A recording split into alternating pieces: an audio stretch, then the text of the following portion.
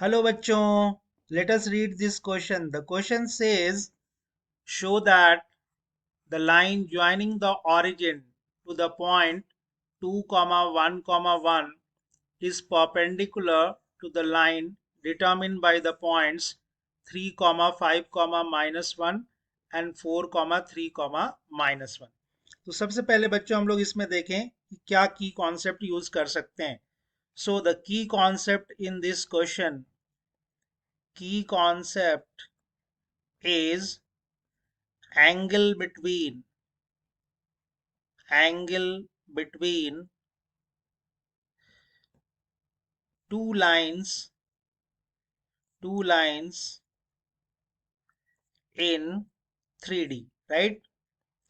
अब दो line perpendicular कब होता है? सपोज करें कि हमारे पास एक लाइन L1 है और एक दूसरी लाइन L2 है जो दोनों एक दूसरे पे परपेंडिकुलर है. ठीक.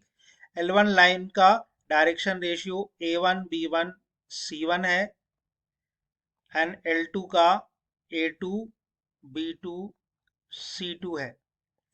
तो ये दोनों लाइन L1 और L2 एक दूसरे के परपेंडिकुलर होंगे जब A1 A2 plus B1 B2 plus C1 C2 is equal to 0 हो जाए, राइट.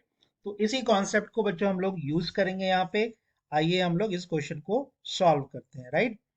तो हमारे पास एक लाइन L1 है, मान लीजिए इसको मैं L1 कहता हूँ, एक दूसरा L2 कहता हूँ. दोनों परपेंडिकुलर हैं, हमें ये दिखाना है. तो हम देखें पहले, तो पहली लाइन कहाँ कहाँ से पास कर रही है? ऑरिजिन से. ऑरिजिन का कोऑर्डिनेट क्या होगा? 0, 0, 0, राइट. और एक दूसरे पॉइंट से किससे पास कर रही है? 2, 1, 1.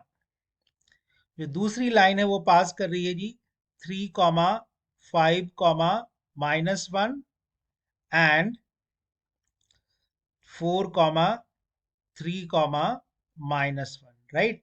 तो सबसे पहले तो हम इन दोनों लाइंस का डायरेक्शन रेशियो निकालेंगे. जैसा हमें पता है कि डायरेक्शन रेशियो क्या होता है, अगर पॉइंट्स हमें पता हो, कोऑर्डिनेट्स, तो x2 x1, y2 y1 and z2 z1.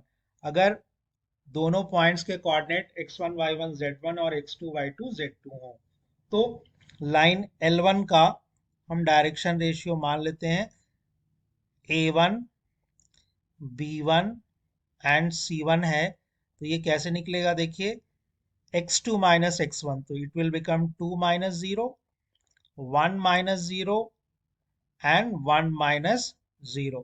So this will be finally 2, 1, 1. So जो पहली लाइन है उसका डायरेक्शन रेशियो आ गया गाइस कितना? 2, 1, 1. इसी तरह से मान लीजिए जो सेकंड लाइन है हमारे पास उसकी डायरेक्शन रेशियो हम मान लेते हैं A2, B2, C2, राइट.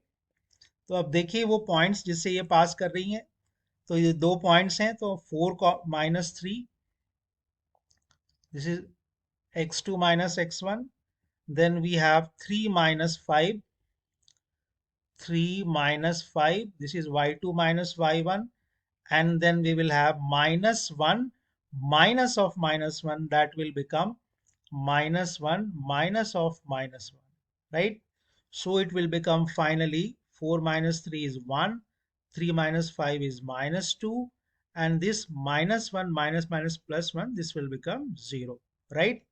तो अब हमारे पास A1 B1 C1 और A2 B2 C2 दोनों आ चुका है. तो अब हम लोग क्या करेंगे? हम लोग निकालेंगे A1 A2 plus B1 B2 plus C1 C2. तो आइए देखते हैं. तो A1 की वैल्यू है जी 2, तो this will be 2 into 1 plus 1 into -2, 1 into -2 plus 1 into 0. So here we will have 2 minus 2. This will be 0. So finally it is 0.